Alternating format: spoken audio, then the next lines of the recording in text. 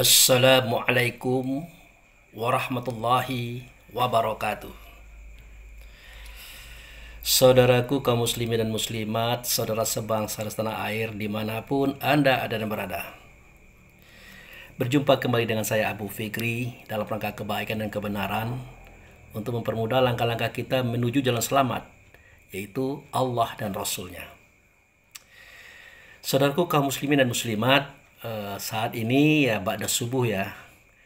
Ya sudah lama kita tidak bikin video di rumah ya, karena ada satu kegiatan baru di mana kira-kira 200 meter dari rumah ini sudah didirikan sebuah musola. Nah, waktu itu ya mereka mengundang kita. Nah, di dalam rapat penyerahan musola terhadap masyarakat, mereka minta kita menjadi ketua seksi dakwah ya, biro dakwahnya itu. Nah, kemudian kita juga diminta jadi imam atau pemimpin sholat di dalam musola tersebut. Nah, oleh karena kita diamanahkan dengan amanah ketua biro dakwahnya, ya kita pengen musola ini hidup. Hidup dalam artian itu ya tidak hanya untuk 5 waktu sehari semalam, tetapi ya sudah sholat isya, duduk bersama, membaca kitab Quran, kita mensyarah ya, kita menguraikannya itu, dan memasukkan nilai-nilai ilmu tasawuf ke dalam kajian-kajian tersebut, sehingga mencoba membuka mata hati masyarakat, mata hati jamaah begitu. Nah itu maghrib. Nah nanti subuhnya ya sama seperti itu juga, sama.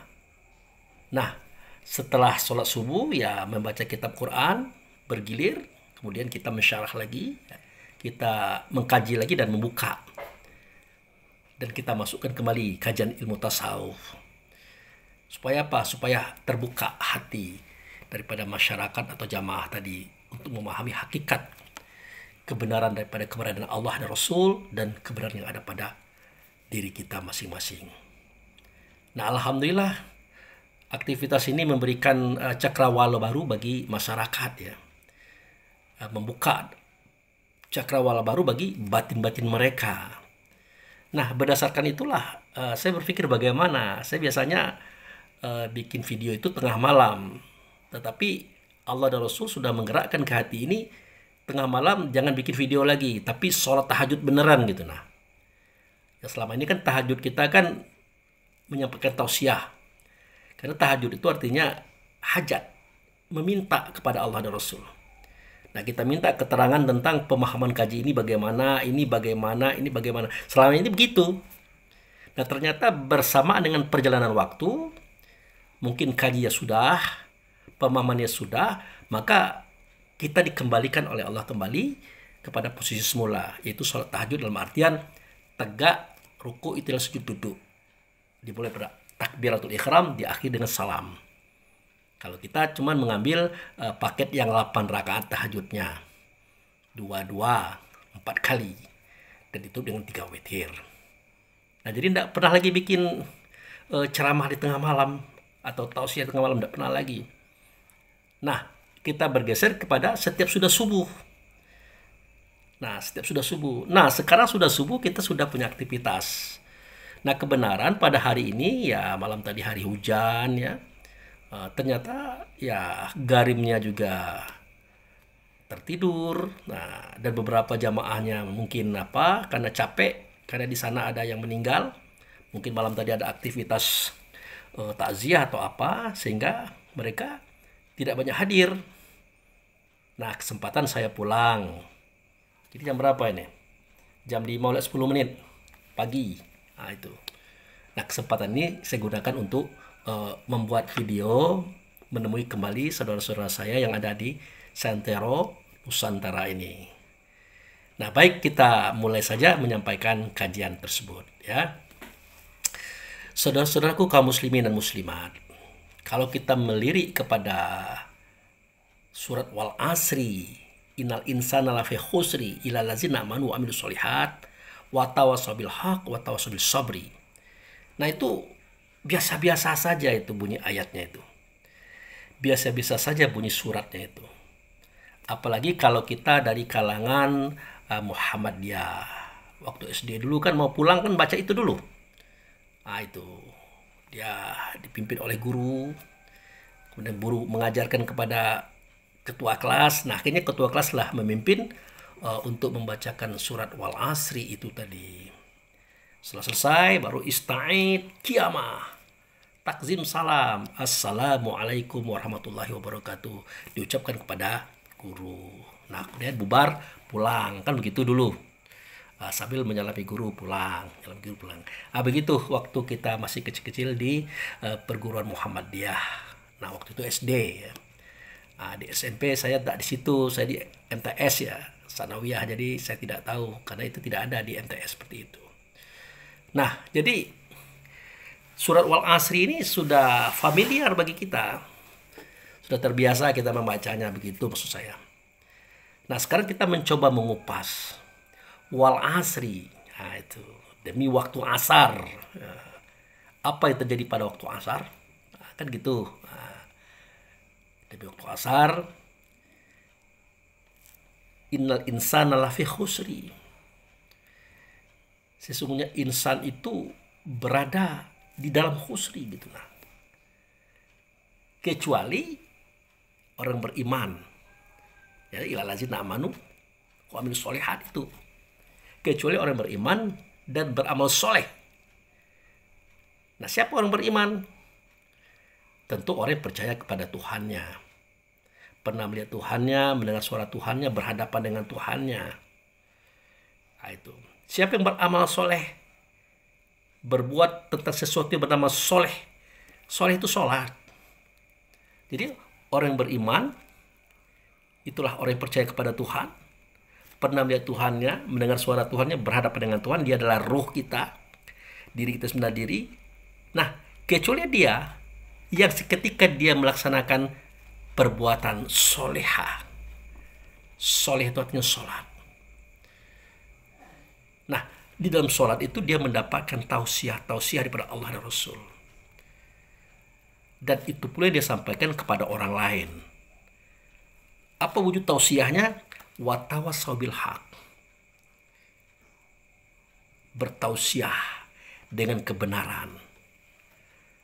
Tadinya Allah dan Rasul bertausiah, karena al-haqqu itu adalah Allah, turun kepada Rasul, ada di kita juga, makanya kita disebut juga al-haqqu, yang bersifat ianya dengan sifat Muhammad, sidik, amanah, tabligh, fatanah. Tadinya Allah dan Rasul bertausiah kepada kita di dalam sholat tadi dengan kebenaran hakiki, kemudian dengan kesabaran hakiki. Yang sabar itu adalah Allah, tidak nyata Allah, nyata pada Rasul. Nah pian nabinya kita saksikan kesabaran itu seketika beliau zohir tahun 571 hingga beliau wafat. Si Nabi tadi luar biasa kesabaran beliau. Apa istimewaannya?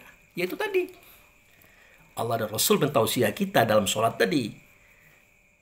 Watawassaw bil marhamah, dia tausiahi kita dengan kasih dan sayang. Dikehendaki juga kita begitu kepada masyarakat lain.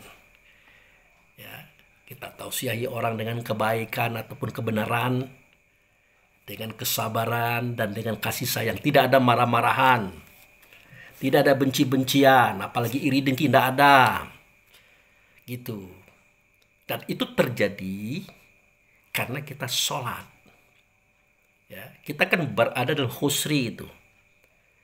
Berada dalam khusri, kerugian. Nah, dengan sholat tadi kita keluar dari batang tubuh, daripada hukum dan suruhnya Allah dan Rasul. Itu yang dimaksud dengan ukhruju anil ajsamikum wal hukmi wa umri fata'tunani. Keluarlah kamu daripada batang tubuhmu dan hukumku, suruhku, maka kamu akan bertemu dengan aku di dalam sholat. Keluarnya bagaimana? Apa ruh itu keluar? Tidak, ruh tidak pernah keluar. Kalau keluar ya tidur kita. Tidur kita. Kalau jiwa keluar, mati kita. Tapi yang keluar itu adalah perasaan kita, ingatan kita, kesadaran kita berjalan menuju Allah dan Rasul di tempat pertemuan dengan Tuhan. Itu yang maksudnya keluar. Kenapa dengan waktu asyar? Ada apa dengan waktu asar? Nah, jadi sholat yang pertama kali itu sebenarnya sholat zuhur, saudaraku. Zuhur itu artinya menzohirkan dianya Allah dan Rasul terhadap yang 4 anasir. Anasir angin, anasir air, anasir tanah, anasir api. Dizohirkan. Jadi seketika anasir angin itu dizohirkan, dia menentang, dia mengamuk. Dia melawan kepada Allah yang tidak nyata Allah, bukan nyata pada Rasul. Pada Muhammad lah kita katakan begitu. Nah, seketika dia kenal siapa itu Muhammad, dia langsung sujud. Dia tunduk. Nah, begitu juga anasir air. Seketika dia dibangkitkan, dia mengamuk, dia menghantam, dia hendak menglibas. Tidak tanggung-tanggungnya dia libas Allah yang tidak nyata Allah, bukan nyata Rasul. Ya kita katakan Muhammad tadi. Setelah dia mengenal Muhammad, maka dia pun tunduk dan sujud. Nah, begitu juga bumi. Anasir tanah tadi. Juga begitu. Dia bergerak, dia bergetar, dia gempa gitu. Nah, tapi setelah dia tahu siapa itu Allah yang tidak nyata Allah, yang nyata para Rasul, dia adalah Muhammad, maka dia pun sujud. Nah, begitu juga api ataupun anasir api. Juga sama. Setelah dia kenal Allah nyata Rasulnya di hadapan dia, maka dia pun sujud dan tunduk. Jadi anasir angin itu namanya roh rehan, anasir air itu namanya roh rahmani, anasir api itu namanya anasir tanah itu roh jasmani, anasir api itu adalah roh idafi. Itu terhadap Muhammad dia tunduk, dia sujud. Tapi apakah waktu itu sudah Muhammad namanya Pak Abu Fikri? Belum. Waktu itu namanya Hamdu. Dia serta Allah, makanya namanya Ahmad atau Alhamdu. Nah, itu saudaraku. Nah, Hamdu itu sifat. Di dalamnya ada sidik, amanah, tabligh, fatonah. Dipahami, dikenali oleh 4 anasir tadi, maka mereka tidak berani menentang dan melawan. Karena hamdu itu dengan sifatnya yang 4 adalah kesaktian yang sangat luar biasa. Kesaktian yang menyelamatkan si pemiliknya. Nah, itu ada di kita. Ada di kita, saudaraku, sifat itu. Karena kita ada turunan daripada Muhammad itu sendiri. Muhammad turunan daripada Allah. Makanya dikatakan oleh Allah Subhanahu wa ta'ala. Nah, itu. Subhanahu itu sucilah dia. Nah, ta'ala di atasnya dia. Itu suci. Itu menunjuk pada Muhammad. Ya, kalau Allah Subhanahu wa ta'ala, tidak usah disebut lagi Allah dan Rasul. Itu sudah merangkap dia. Nah, sudah mencakup dia dengan Rasul. Kadang-kadang kan kita lupa Allah Subhanahu wa ta'ala dan Rasulnya. Nah, itu tidak apa-apa panjang kalimatnya, tapi kan itu juga. Ya, kalau Allah Subhanahu wa ta'ala itu artinya Allah itu sudah beserta Rasul di dalam cerita kita itu. Tapi kalau kita mau ditambah lagi ya silahkan saja, tidak apa-apa. Tambah banyak pahalanya itu kata saudara-saudara kita di kajian-kajian umum itu. Ya. Nah, itu kisahnya itu. Jadi karena kita adalah turunan Muhammad, Muhammad adalah turunan daripada Allah. Dikatakan oleh Allah Subhanahu wa ta'ala yang nyata ia pada Rasul, pia Nabi Muhammad. Apa kata beliau? Ana minallah wal mu'minu minni. Aku daripada Allah. Si mukmin itu, si roh itu, diri kamu itu daripada aku. Ana abul arwah loh. Aku adalah bapak semua ruh. Bapak daripada semua kalian. Kata Muhammad tadi. Itu. Dan semua ruh itu adalah turunan daripada Muhammad. Bukan ruh kita saja.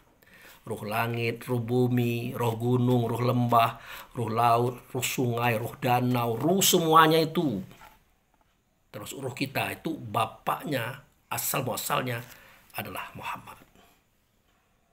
Makanya dikunci oleh Allah pada kitab Quran yang bunyinya wa walidi wa mawalad, demi bapak dan demi anak. Bapak itu siapa? Bapak itulah Muhammad, anak itulah semua ruh. Anak turunan, bukan keturunan. Kalau keturunan ada emaknya, ada istrinya. Ini turunan, bagian daripadanya. Kita adalah bagian daripada Muhammad, Muhammad adalah bagian daripada Allah. Nah, sifat sidik, amanah, tabligh, fatonah itulah. Dia adalah hamdu pada diri kita, saudaraku. Hamdu pada diri kita. Makanya saya katakan, kita ini mengajinya sudah ada yang 30 tahun, 20 tahun, 10 tahun, 5 tahun. Sebenarnya ngaji itu tidak usah lama-lama. 3 tahun cukup. Nah, mengulang-ulang kaji itu namanya wiridan. Wirid. Itu perlu.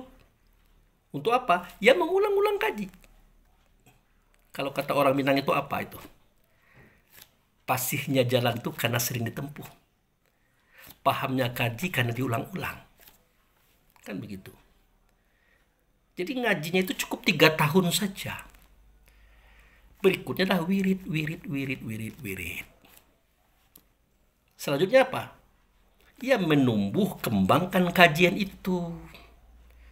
Ya. Menyeru kepada masyarakat dan kaum.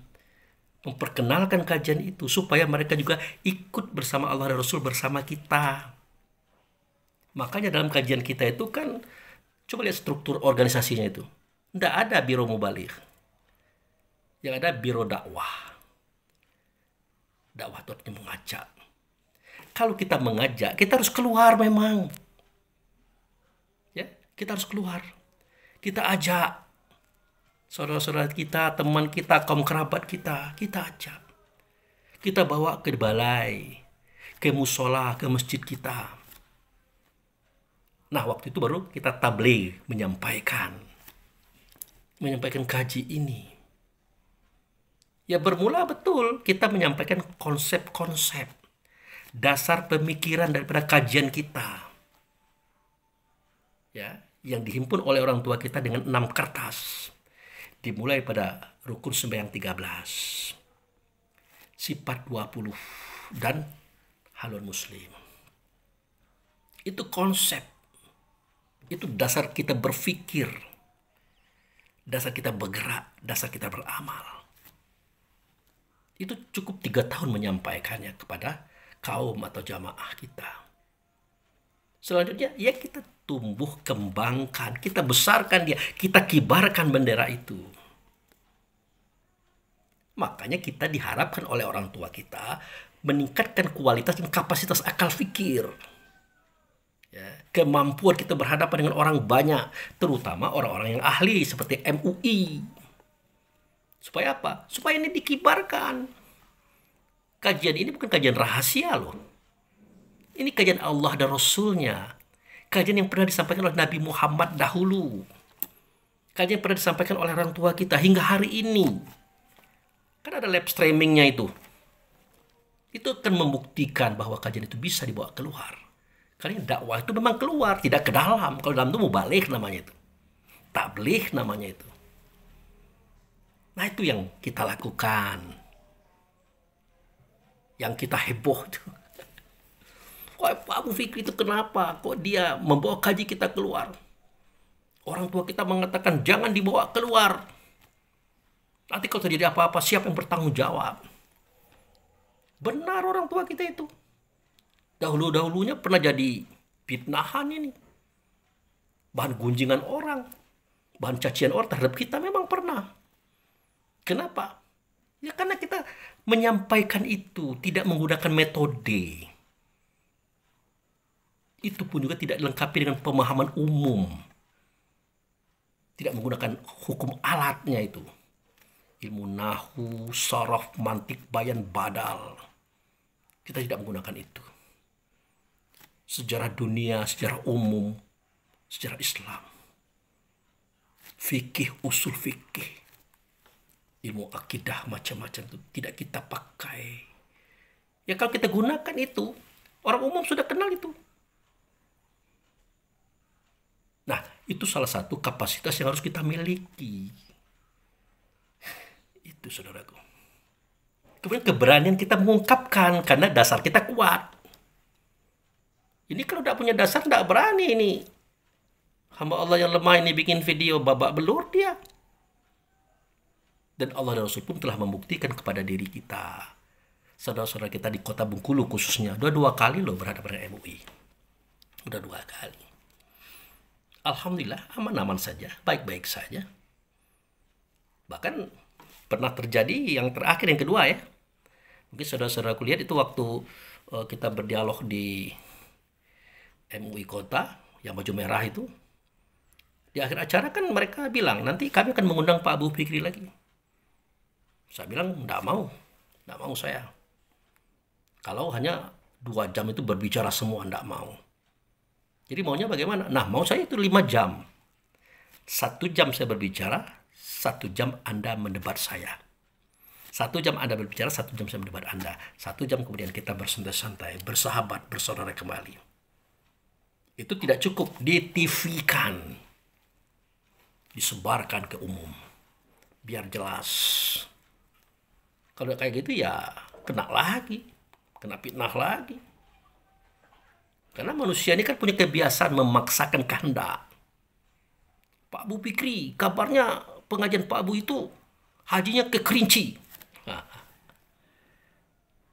Ya saya ketawa dong mendengar itu. Baru kali inilah saya mendengar adanya haji ke Kerinci. Atau haji ke Palembang, atau haji kemana-mana. Baru kali ini saya dengar. Padahal dari dahulu kita dididik oleh Allah dan Rasul, tertuang pada kitab Quran hadis. Kalimatnya berbunyi, Al-Hajju wukufil Arafah. Haji itu adalah kamu wukuf di Arafah. Kamu stop off di Arafah. Kalau tidak begitu, walaupun bulan Zulhijjah, kamu mondar-mandir Mekah Madinah, kata Rasul, tapi tidak wukuf di Arafah, kamu tidak haji. Udah dijelaskan. Masih juga ngomong di belakang kita tapinya, alah dia itu bohong. Tidak begitu, sejatinya itu hajinya ke sono. Nah, jadi kan dia memaksakan pemikiran dia untuk menyatakan kita. Padahal sudah dijelaskan. Ya masa bodoh, terserah Anda. Nah itu, ini kadang-kadang saudara-saudara kita kaum muslimin ini kan hobinya kan ribut, polemik. Maka dikatakan oleh saudara kita agama seberang, polemikus. Tukang buat masalah. Ya karena suka mengkritik keyakinan orang. Mengkritik amalan orang. Nah, sebaiknya bukan mengkritik, tapi memberikan arahan. Memberikan tambahan bagi yang kurang, mengurangi bagi yang berlebih. Itu dalam forum musyawarah. Kan di-SK-kan oleh Allah dan Rasul. Ada pada kitab Quran. Udu'u illa sabili rabbika bil hikmah wal mau'izah. Sudah ada itu. Sebelum adanya organisasi ini di muka bumi. Ya, sudah didirikan oleh ayahanda kita, Bapak Pembina Tunggal. Kalimat udu'u itu sudah ada. Serulah, ajaklah mereka itu ke jalan Tuhanmu dengan hikmah wal mau'izah. Hikmah itu dengan pengetahuan, pemahaman yang kuat. Izah itu keberanian. Kalau tidak kayak gitu jangan coba-coba. Tidak boleh, kata beliau. Nanti akan jadi masalah, siapa yang bertanggung jawab? Benar. Makanya ada kata lain kita ini. Mari kita tingkatkan kapasitas dan kualitas keilmuan kita, saudaraku. Stop heboh mengheboh. Kritik mengkritik antara sesama kita. Saya jujur saya katakan. Kalau ada saudara kita bercerita tentang kaji, saya akan lihat apa yang diceritakan. Kalau masih dia bercerita tentang dasar-dasar kaji, dasar-dasar pemikiran, pasti saya kritik. Stop, kita tidak usah cerita itu. Mari kita cerita bagaimana tumbuh kembangnya. Bagaimana semua itu bisa direalisasikan untuk amaliah kita. Itu yang penting. Kalau kita masih tidak mau sholat di masjid umum, padahal masjid itu ada di depan rumah kita. Kita tidak mau ngumpul-ngumpul dengan saudara-saudara kita umum, padahal kita adalah bagian dari masyarakat. Berarti kita belum paham. Belum paham.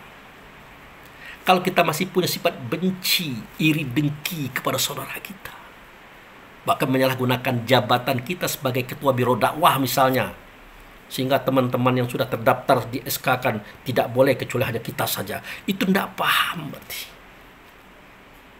Ya. Mengucilkan, menghapus nama, memojokkan, berarti tidak paham kita itu. Tentu bernyanyi pula kemana-mana. Wah, Abu Pik itu begini. Waduh, kok begitu? Kan berkali-kali saya katakan, selama kita berjalan menuju Allah dan Rasul, jika ada kekeliruan, kesalahan, bahkan kesesatan kita di dalam berpendapat, Allah dan Rasul tidak akan mempersoalkan. Jika itu, di momentum kita berjalan menuju kepadanya. Biasa itu kata Allah. Biasa itu kata Rasul. Memang berjalan itu dari 0 dulu, baru 1, 2, 3, seterusnya sampai 10. Memang begitu. Kita lahir juga bermula dari oek juga kan. Baru sedikit lentang. Dari perut. Kemudian belajar merangkak. Dan itu belajar geser-geser dinding. Berdiri jatuh. Tidak pernah Allah Rasul mengkritik, kenapa kamu berdiri jatuh. Salah kamu tuh, tidak pernah. Memang begitu peraturannya. Cuma kita ini saja yang kadang-kadang keliru dalam memahami itu. Makanya dalam kajian kita ini ada musyawarah namanya. Abu Fikri, kenapa kok Anda ngomong begitu? Oh, ini alasan saya ini, alasan saya ini. Dengarkan alasan itu. Mari kita berbicara bersama-sama. Oh, orang tua kita tidak pernah ngomong kayak gitu. Tidak ada kaji kita kayak gitu. Anda tidak usah berbicara itu. Akal kita itu dipergunakan. Iya apa tidak cerita ini? Ada apa tidak dalam realisasinya itu? Ya jangan sama pula kita dengan orang umum. Orang umum juga begitu dia. Kalau tidak ada di Quran dan hadis, dia menolak. Tidak benar itu. Makanya waktu saya dialog dengan MUI, saya katakan, seketika Anda demam panas, Anda akan mandi. Tiba-tiba ada orang melarang, jangan mandi Pak ya. Nanti kalau Bapak mandi lebih parah lagi fisik Bapak. Akhirnya Bapak tadi tidak jadi mandi. Nah, apakah salah dia tidak jadi mandi? Karena dia demam panas. Sementara keterangan di Quran dan hadis tidak ada itu. Ya tidaklah, tetap bagus itu. Benarlah itu. Makanya saya simpulkan, tidak ada di Quran, tidak ada di hadis. Selama itu baik dan benar menuju Allah Rasul, ambil. Kenapa? Karena uraian Quran, uraian hadis itu banyak. Satu di antaranya, janganlah kita menjadikan diri kita sakit semakin sakit. Itu tidak boleh. Ada dalam uraiannya itu. Itu hanya kita temukan dalam tumbuh kembangnya kaji. Makanya saya katakan ngaji itu cukup 3 tahun. Nah itu. Sirkutnya apa? Wirid, mengulang-ulang kaji. Sambil menumbuh kembangkan, berdiskusi. Namanya Pormusa. Kan ada itu, Pormusa itu. Pormusawarah Selasa malam Rebu. Itu fungsinya itu. Jangan tak pendakwanya terus ngomong, terus tidak begitu. Jamaahnya menanyakan kepada pendakwa. Pendakwa menjawab. Kemudian diserahkan kepada jamaah yang lain. Adakah Anda punya tanggapan dalam masalah ini? Ini baru musyawarah. Kalau cuma ditanya, dijawab oleh pendakwa, tidak ada yang lain lagi menguraikan. Ya sama dengan Jumat malam Sabtu. Tidak usah ditambah lagi lah acaranya. Cukup itu saja satu. Selesai. Musyawarah itu kita diberi hak berbicara. baik dalam bentuk pertanyaan ataupun jawaban. Diberi hak, silakan Anda bertanya. Dan diberikan pula kesempatan untuk menjawab. Melatih kemampuan kita menganalisa kaji. Begitu. Ini enggak, mentang-mentang dia bukan pendakwa, enggak boleh ngomong. Enggak begitu. Namanya forum. Forum itu artinya perkumpulan orang umum, orang banyak. Musyawarah, artinya tukar pendapat, tukar pandangan. Ah, itu. Untuk apa? Mencapai mufakat. Itu yang sebenarnya mengkaji itu. Ini tidak jamaahnya nanya, pendakwahnya menjawab. Mutlak pendakwah yang mengetahui itu. Yang lain tidak boleh tahu, tidak boleh menyampaikan kalau bukan pendakwah. Tidak begitu. Ya musyawarah. Kecuali kalau wiridan. Kalau wiridan kan jelas orangnya itu. Disebutkan bahwa pendakwah kita si A yang menyampaikan kaji, menguraikan kaji. Jelas. Cukup satu orang. Tapi kalau musyawarah boleh siapa saja. Ah, itu saudaraku. Makanya apa ya? Di antara saudara kita kan sudah banyak merasakan hadir di acara-acara seperti itu seperti membuang-buang waktu. Ya, membuang-buang tenaga, membuang-buang dana. Karena sulit dipetik hikmah di balik pertemuan-pertemuan itu. Kenapa? Kajinya itu juga, itu saja, tidak pernah bertambah, tidak pernah berkurang. Padahal tidak pernah bertambah, tidak pernah berkurang. Itu bahan baku namanya itu. Bahan baku. Tidak bertambah, tidak berkurang. Ya itu saja, itu namanya bahan baku. Orang tua kita ngasih singkong. Kita tahu kan singkong, ubi kayu itu. Nah, digaraplah ubi kayu itu saja. Ubi kayu itu saja direbus, dibuat kolak kayak begitu-begitu saja. Semestinya ubi kayu itu bisa dibikin kerupuk sanjay, onde-onde, ya, opak, getuk, dan berbagai macam makanan. Terbuat bahan bakunya daripada ubi kayu atau singkong tadi. Biar tidak ada kebosanan. Itu disebutkan tumbuh kembang. Tidak usah takut, tidak usah ragu. Yang penting bisa dimakan apa tidak. Kalau bisa dimakan, lanjutkan kata orang tua kita. Itu yang diharapkan. Ini kita takut betul. Nah, kenapa timbul rasa takut? Pertama kali memang wawasan kita, kapasitas keilmuan kita tidak pernah ditambah-tambah. Iya. Saya bertemu itu dengan seorang pendakwah mengatakan, Pak Abu, yang dihafal itu bukan ayat kitab Quran. Saya tanya ayat yang mana? Dia bilang ayat dalam dada. Aduh, saya bilang mati saya. Bagaimana saya bisa menghadapi MUI, menghadapi masyarakat umum? Bagaimana saya bisa mengajak orang ke sini kalau saya tidak banyak hafal ayat? Itu pun juga masih banyak kurang. Dibacakan juga kata orang pelintar-pelintur pula. Saya katakan tidak begitu pemahamannya. Ayat dalam dada itu jelas. Ya, jelas. Tetapi yang dihafal dia tulisan. Bacaan yang ada pada kitab Quran, pada kitab hadis. Untuk memperkuat apa yang kita argumentasikan. Biar kita tidak ragu menghadapi orang banyak. Itu sebenarnya saudaraku. Gitu. Ya.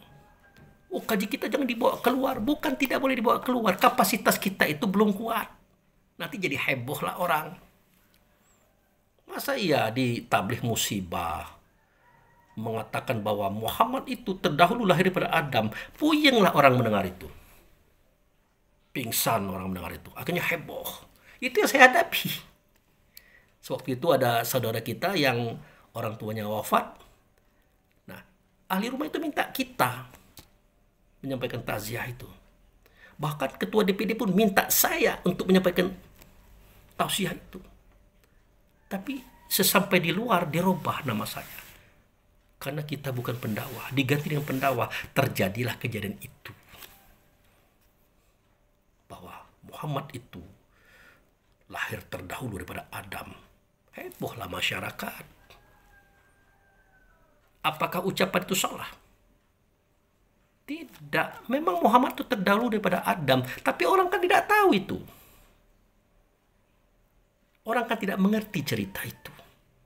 Kalau mau diceritakan juga, silahkan gunakan metode,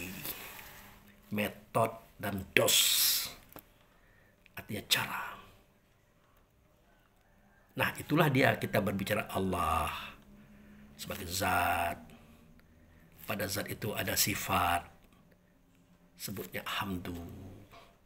Pada hamdu itu ada asma, itu adalah ruh.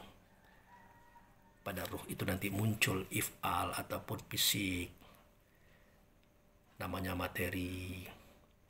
Kalau kita pengen menyampaikan itu juga silahkan, tapi begitu metodenya.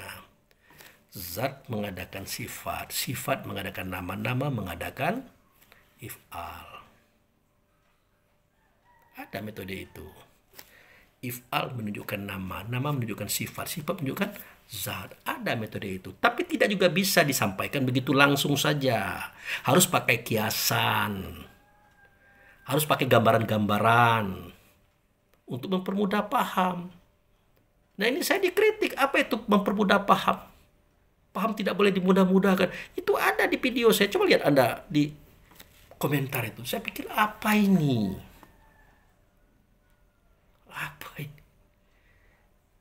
Kita dilarang berbicara dengan metode untuk mempermudah paham. Bahkan dikritik seperti itu. Kita tidak melihat ke atas kepada Allah dan Rasul-Nya. Bagaimana Allah dan Rasul itu berkata kepada kaum?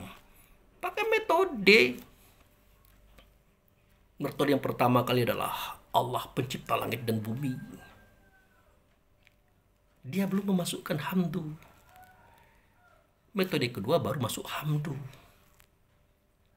Ya, surat Luqman ayat 25 itu. Wala in sa'altahum man khalaqas samawati wal ard la yaquluna Allah. Qul alhamdulillahi bal aksarum la ya'lamun. Baru begitu masuk metode dia. Kalau ditanya kepada mereka siapa pencipta langit dan bumi, pasti mereka mengatakan Allah. Salahkah itu? Tidak juga. Memang dulunya Allah dikatakan seperti itu yang menciptakan langit dan bumi. Tapi setelah berkembang kaji ini, ternyata tidak hanya Allah, tapi ada hamdu. Namanya alhamdulillahi. Kebanyakan mereka tidak tahu. Itu kan di surat Luqman ayat 25. Ada itu kan. Nah itu. Sudah itu di surat Al-Ankabut. Kalau saya tidak salah ayat 63. Wala in sa'altahum man anzala ma'i. Siapakah yang menurunkan air minas sama'i? Fa ahya'ul ardu min ba'di mautiha. Menghidupkan bumi setelah matinya. La yaquluna Allah. Pasti mereka akan mengatakan Allah. Qul alhamdulillahi. Katakan hai Muhammad, alhamdulillahi yaitu yang menurunkannya. Bal aksarahum la yaqilun. Kebanyakan mereka tidak menggunakan akal untuk berpikir. Ya termasuk kita juga. Gitu. Itu metode. Nah itu. Termasuklah seketika Allah berkata. Dimulai dari kalimat in kuntum tuhibunallah fattabi'uni. Kan begitu. Yang namanya Ali Imran 31 itu. Jika kamu mencintai Allah, ikutlah aku, kata Rasul. Ya kalau ikut Nabi, tidak mungkin. Nabi kan terkubur. Itu kan tubuhnya beliau. Rasul kemana? Rasul kembali ke tempat semula. Di mana? Di Baitullah Hakikat. Di tempat kita dahulu pernah ada dan berada. Bisa ke situ? Tidak bisa. Maka dimudahkanlah kaji ini, ajaran ini. Negeri Bakkah di sono dijadikan Mekah di sini. Masjidil Haram di sono dijadikan Masjidil Haram di sini. Baitullah di sono dijadikan Ka'bah sebagai tanda Baitullah di sini. Di situ ada makam Ibrahim, di sini juga ada makam Ibrahim. Makanya secara metodologi atau metode Allah dan Rasul menuliskan pada kitab itu yang bunyinya wa min haitsu kharajta fawali wajhaka satral Masjidil Haram. Dari mana saja kamu keluar, dimanapun kamu berada, hadapkanlah wajah batinmu itu ke Masjidil Haram. Itu kan ada ayat itu. Wajah batin itulah ingatan, perasaan. Jadi ingatan ditambah perasaan sama dengan kesadaran. Itulah wajah batin itu. Itulah wajah diri kita sebenarnya diri. Kesadaran itu. Dihadapkan ke sana, saudaraku. Itu metode. Nah, sesampai di Masjidil Haram, apa yang terjadi? Di tengah-tengahnya ada Ka'bah. Di depan Ka'bah ada makam Ibrahim. Ka'bah itu tanda Baitullah, sedangkan tanda Ka'bah adalah makam Ibrahim. Dikatakan kembali oleh Allah dan Rasul pada kitab Quran, "Fatakhizu min maqama Ibrahimus shalah." Ambil oleh kamu sebagai makam Ibrahim dan kamu sholatlah di situ. Kamu tegak, ruku itu dan sujud duduk, kamu ucapkan Allahu Akbar dan sampai salam, berdoalah di situ. Ini metode juga. Kemudian falyabudur bahazal bait. Kau sembah Tuhan rumah ini, dia menunjuk kepada Ka'bah. Yang disembah bukan Ka'bah tapi tuan rumah, yaitu Allah yang tidak nyata Allah, maka nyata para Rasul. Itu sudah. Nah, pada surat An-Nur ayat 12 kalau saya tidak salah, tidak apa-apa untuk kamu masuk ke rumah yang kosong, yang padanya kamu punya kebutuhan, kepentingan. Artinya kita disuruh masuk kepada Ka'bah. Di situ tidak jihad yang 6 kita, pasti. Kalau sudah masuk ke dalam Ka'bah, makam Ibrahim tidak kelihatan lagi. Masjidil Haram tidak kelihatan lagi. Bahkan Ka'bah itu sendiri tidak kelihatan lagi. Karena kita berada di dalamnya. Kita tidak jihad yang 6. Tidak di atas, tidak di bawah. Tidak muka, tidak belakang, tidak kiri, tidak kanan. Siapa yang kita cari? Allah. Allah yang kita cari di situ. Ketemu? Ya enggaklah. Allah tidak berbentuk, tidak berupa, tidak bersuara, tidak berkata, tidak sama dengan segala sesuatunya. Apanya yang bisa kita dapat di situ? Tidak ada. Itu. Oh, rupanya kalau mau cari Allah, cari Rasul. Rasul juga tidak ada. Allah gaib, Rasul gaib. Makanya biar nyata Allah pada Rasul, biar nyata Rasul pada kita semuanya, maka Rasul diberi tubuh, badan, jasad. Itulah Nabi namanya itu. Nah, kita cari Nabi ada di situ. Tidak ada. Nabi di kuburannya di Madinah, bukan di Mekah. Akhirnya apa? Kita carilah al-ulama warasatul anbiya atau mujaddid. Ulama pewaris daripada nabi-nabi atau pembaharu ajaran Islam yang setiap 100 tahun diturunkan oleh Allah Rasul ke muka bumi ini. Maka berkata Nabi Muhammad, Islam itu usianya 15 abad. Setiap abad diturunkan satu mujaddid atau al-ulama warasatul anbiya. Kenapa setiap 100 tahun? Karena ajaran Islam itu bergeser dia. Bergeser dia, diturunkan lagi, dibarui lagi. Nah, pembaharu itu namanya mujaddid. Sampai ke-15. Nah, yang ke-15 itulah yang kita temui beberapa waktu yang lalu. Sekarang tinggallah khalifahnya. Bisa kita dapatkan beliau di situ? Jawabnya bisa, dengan ingatan dan rasa serta kesabaran kita di dalamnya. Jadi, kita bertemu dengan beliau di dalam rasa dan ingatan kita, dalam kondisi sadar di dalam Ka'bah itu. Ngapain kita dengan beliau? Ya kita pamit. Bagaimana bentuk pamitnya? Menyatakan niat. Usolli fardu subhi rakataini mustaqbil kiblatan ad'an lillahi ta'ala. Menyengaja aku melaksanakan sholat subuh 2 kali ruku. 2 rakaat itu 2 kali ruku artinya. Mustaqbilah, berhadapan kiblatan dengan kiblat. Nah, itulah momennya. Kita berhadapan dengan hadapan. Itu beliau, itu hadapan. Sejatinya bukan beliau, tetapi Nabi. Sejatinya bukan Nabi, melainkan Rasul. Sejatinya bukan Rasul, melainkan Allah. Tapi kan tidak bisa kita lakukan itu. Maka cukuplah yang apa kamu lihat, yang apa kamu dengar, apa kamu hadapi saat itu. Itulah yang disebut dengan mursyid, guru, atau pembina. Tapi sebatas itu, saudaraku. Ya, sebatas itu. Terakhir, lillahi rabbil alamin. Terakhir kita berhadapan dengan yang bagi Allah, Rabb alam semesta. Dia adalah Hamdu, dia adalah Ahmad, dia adalah Alhamdu. Nah, kalau sudah berbicara Hamdu, Ahmad, Alhamdu, Alhamdulillah tadi, dia tidak zohir lagi, ya, dia tidak fisik lagi, tetapi dia gaib. Artinya, setelah kita menyatakan niat tadi, maka bertemulah yang gaib ini dengan yang gaib pula. Tidak lagi cerita sosok, tidak lagi cerita bentuk dan rupa, tidak lagi bercerita tempat kita saat itu, saudaraku. Masjidil Haram, tidak ada lagi ceritanya kita ingat di situ. Maqam Ibrahim, tidak ada lagi kita ingat di situ. Ka'bah, tidak juga di situ. Sosok mursyid atau guru pembina, tidak lagi kita ingat di situ. Semuanya hilang. Kita konsen kepada menyatukan rasa diri kita. Rasa diri kita, rasa itulah diri kita. Dirujukkan ianya, dipertemukan ianya dengan rasanya Rasul. Rasul itu dengan Allah. Itu sholat.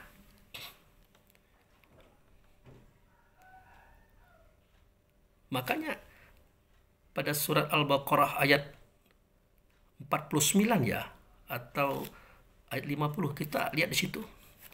Wasta'inu bis-sabri was-shalah. Innaha lakabirah illa khosa'in. Meminta tolonglah kamu kepada Allah dengan si sobar. Si sobar itu adalah wujud serta Allah. Dia adalah Rasul.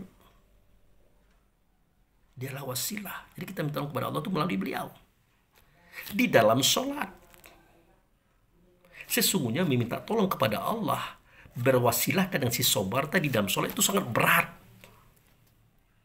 Hila khosein. Kecuali orang yang khusyuk. Siapa orang yang khusyuk? Sambungan ayat tadi kita lihat. Allazina yazununa mulaku wa anahum ilahi roji'un. Itu sambungan ayatnya. Orang yang khusyuk itu adalah orang yang punya persangkaan, punya persepsi bahwa saat itu rasa dirinya sudah bertemu dengan Rasul dengan Allah. Dengan persangkaan, saudaraku. Tidak banyak-banyak Allah meminta itu. Tidak banyak-banyak Rasul meminta itu. Cukup dengan persangkaan rasa diri kita sudah bertemu apa belum dengan rasa diri Rasul di dalam sholat itu. Kalau sudah, berarti kita sudah dengan Allah. Itu realisasinya. Makanya kita dalam sholat ingat Masjidil Haram. Dalam sholat ingat Ka'bah, ingat Maqam Ibrahim, ingat guru, ingat mursyid, ingat pembina. Kacau pemikiran kita. Tidak begitu. Ini hanya metode. Ini hanya cara mengantarkan kita kepada pemahaman yang sebenarnya. Itu yang saya katakan, metode itu untuk mempermudah paham. Tapi sejatinya tidak begitu. Dikritik pula saya menggunakan metode. Dikritik pula saya mengatakan untuk mempermudah paham. Maunya bagaimana? Makanya sholat kita itu kacau. Dalam sholat ingat Masjidil Haram. Dalam sholat ingat Ka'bah, ingat Maqam Ibrahim, ingat guru, ingat mursyid, ingat pembina. Itu kacau. Tidak sampai kita pada hakikat menyambungkan rasa diri kepada Rasul dengan Allah. Tidak sampai. Itu makanya kita sudah mengaji, sudah sholat, masih bikin ribut. Masih membenci iri dengki kepada saudara kita. Karena sholat kita belum pas. Itu saudaraku. Benar itu ada dalam kitab Quran, kitab hadis. Benar itu. Masjidil Haram, Maqam Ibrahim, Ka'bah. Bahkan Musa pun diajarkan seperti itu kan. Wa aqimis sholah li zikri. Kau dirikan sholat wahai Musa, dalamnya kau ingat aku. Jadi kalau Musa sholat, pasti dia ingat. Kalau dia ingat, pasti yang pernah dia lihat dong. Yang pernah dia dengar, yang pernah dia hadapi. Itu sosok. Ternyata itu baru metode. Belum sebenarnya. Yang sebenarnya itu adalah menyatukan rasa diri kita dengan rasa Rasul itu dengan Allah. Itu terjadinya di dalam sholat. Makanya kata orang tua kita, jangan diangkat takbir sebelum kita bertemu dengan kiblat. Artinya pamitan dulu dengan kiblat tadi, dengan hadapan tadi, dengan mursyid tadi, dengan pembina tadi, barulah diangkat takbir. Masuklah kita ke dalam lautan cinta kasihnya Allah dan Rasul kepada kita. Itu kan pelajaran kita itu. Coba lihat kesempurnaan takbiratul ihram itu. Coba lihat di situ. Ya kan? Pertama apa? Mi'raj. Nah, mi'raj itulah processing kita keluar dari tubuh ke Masjidil Haram, mengambil makam Ibrahim, Ka'bah, masuk ke rumah yang kosong, bertemu dengan beliau di situ. Itu mi'raj. Selanjutnya tidak begitu. Apa itu? Yang kedua, ikram. Tenggelam di dalam lautan kasih sayangnya Allah dan Rasul. Kita tenggelam. Rasa kita menyatu dengan rasa Rasul, Rasul itu dengan Allah. Itulah namanya ikram. Tenggelam. Bersama dengan itu kita tawakal. Menyerahkan diri. Menyerahkan hak kepada yang punya hak. Ya. Tawakal. Di dalam itulah kita munajat. Berbisik. Berkata-kata kepada Allah dan Rasul. Tidak menggunakan suara, tidak menggunakan kata, tidak menggunakan bahasa. Hanya rasa. Artinya kalau sudah masuk ke tingkat itu, jangankan tegak ruku, tidak sujud duduk, jangan Allah Akbar sampai salam, berkata-kata pun tidak kita. Itu sejatinya saudaraku. Dan ini adalah hakikat sholat itu. Nah, inilah yang diajarkan beliau selama ini. Berkali-kali beliau mengatakan sholat itulah gaib. Dengan yang gaib-gaib, di tempat yang gaib. Ya, beliau tidak akan mungkin sudahlah beliau menanam pohon pisang. Beliau memupuk pohon pisang, pisang pun tumbuh, keluarlah buah. Akhirnya kita tebang. Pisangnya beliau belum mengupaskan ngasih sama kita. Enggak kayak begitu. Enggak beretika kita kepada beliau. Makanya kita harus punya keberanian untuk mengupas, menumbuh kembangkan kaji ini. Biar kita paham, biar kita bisa amalkan. Ini takut kita, apa yang ditakutkan? Oh, siapa yang bertanggung jawab? Ya beliau lah yang bertanggung jawab, dia menyuruh kita. Kalau kita tuh sudah pasti keliru, sudah pasti salah, sudah pasti sesat. Karena kita hamba, bukan Tuhan. Tapi kan beliau memaklumi. Makanya di dalam usul fikih kita temukan kalimat yang berbunyi, barang siapa yang berijtihad. Artinya berijtihad itu mengambil keputusan. Ternyata salah. Itu pahalanya 2 loh. Coba tanya pada ulama. 2 pahalanya. 1, pahala dia berijtihad. Yang kedua, pahala dia salah karena dia mencari kebenaran. Dapat 2 pahala. Justru kalau berijtihad dia benar, maka itu dia salah. Artinya dapat pahala cuma 1, tidak 2. Itu. Nah, itu saudaraku. Seketika Mu'az ibnu Jabal itu kan ulamanya Rasulullah itu. Murid Rasulullah sudah diangkat ulama oleh Rasulullah. Ditanya, Mu'az, seketika kamu pergi ke suatu negeri, kamu mendakwahkan kajian kita ini, mengajak orang mengenal kaji kita ini, seandainya kamu ketemu masalah. Perhatikan kalimat ini saudaraku. Seandainya kamu ketemu masalah, kemana kamu merujuk? Dia katakan kepada Quran. Bukan kitab Quran, kepada Quran. Dia merujuk kepada Rasul itu sendiri. Kalau tidak ketemu, kepada sunnahnya Rasul. Kalau tidak ketemu, saya berijtihad. Dengan ijtihadnya saya berdasarkan Allah dan Rasul. Apa kata Rasulullah? Kau benar Mu'az. Langsung Mu'az dipeluk oleh beliau. Zaman Nabi sudah diajarkan keberanian untuk berijtihad itu saudaraku. Sudah diajarkan. Tetapi Nabi membina mereka dulu, membekali mereka dulu. ya, menanamkan semua paham dulu, dan kemudian dilihat oleh Nabi, adakah dia ini meningkatkan kapasitas dan kualitasnya dia gitu.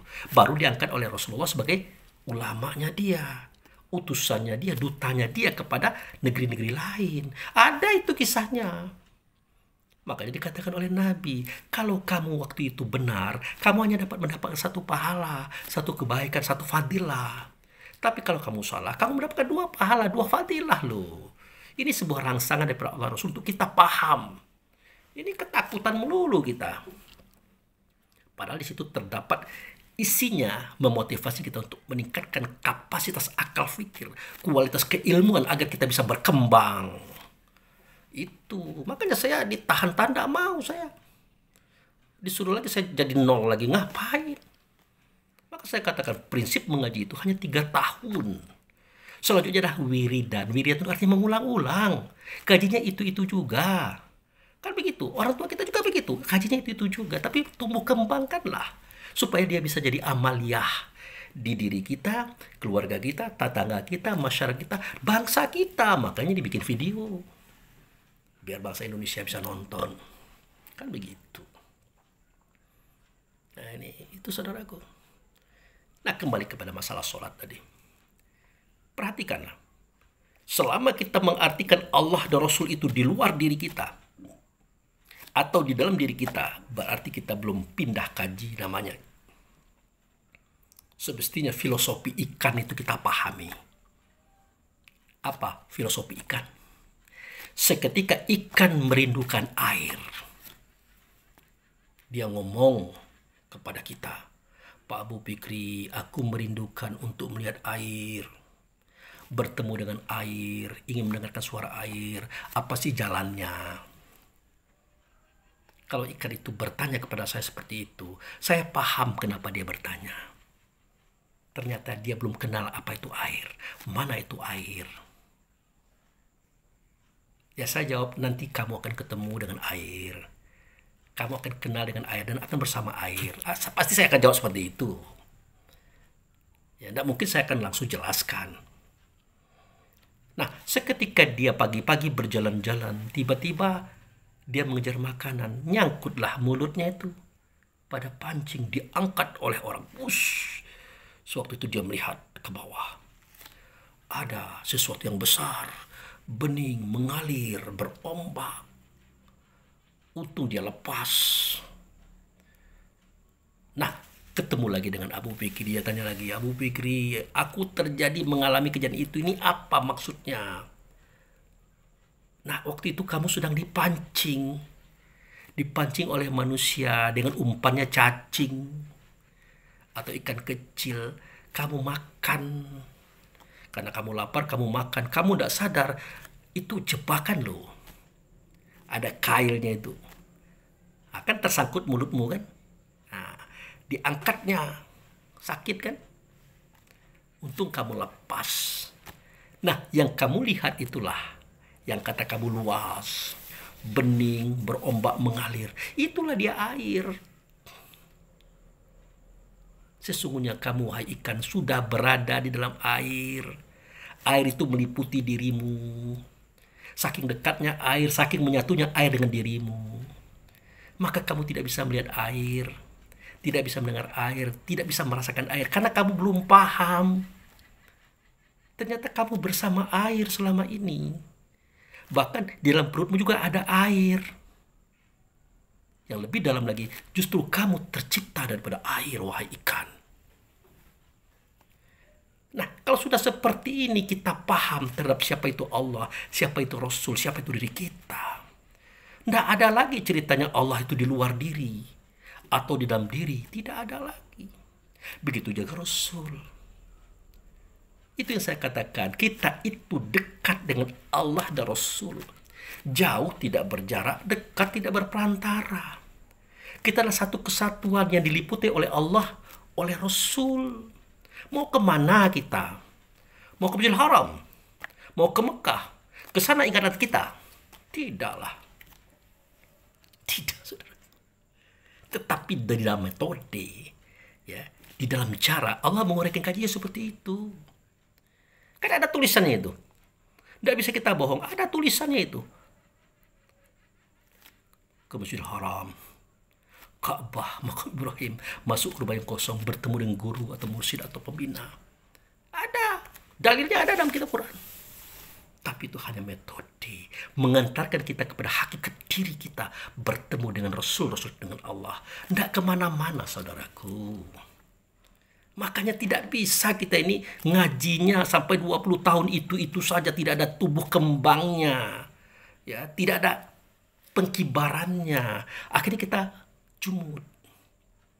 Kita hanya menyalahkan orang, meniadakan orang, sementara kita tidak berani melangkah. Para guru tidak suka yang seperti itu. Para mursyid tidak suka begitu. Para guru-guru pendekar silat tidak suka kalau muridnya hanya di atas bukit, di atas gunung saja. Dia harus turun gunung. Setelah dia ajarkan beberapa jurus, termasuk jurus pamungkas, jurus mematikan, maka sang guru mengatakan, "Nak, sudah saatnya kamu turun gunung.